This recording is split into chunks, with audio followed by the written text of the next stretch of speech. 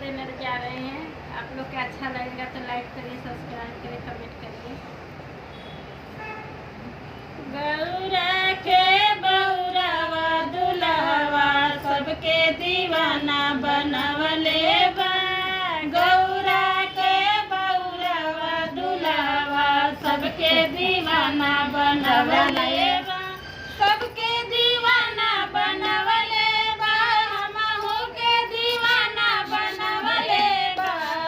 गौरा के बौरावा दुल्हवा सबके दीवाना बनवले बा।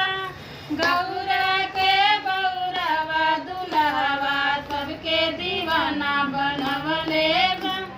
अपने तखले बोला बनिया धतुरवा, अपने तखले बोला बनिया धतुरा। गौरा के होटल लगवले बा, गौरा के होटल लगवले बा।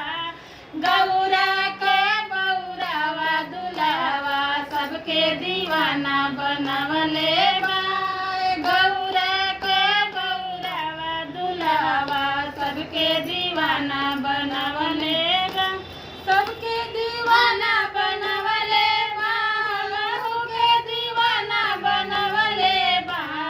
गौरा के बौरावा दुल्हवा सबके दीवाना बनवले बा। अपने तरह भोले पर्वत पहाड़वा, अपने तरह भोले पर्वत पहाड़वा। गौरा के महल बनवले बा, गौरा के महल बनवले बा।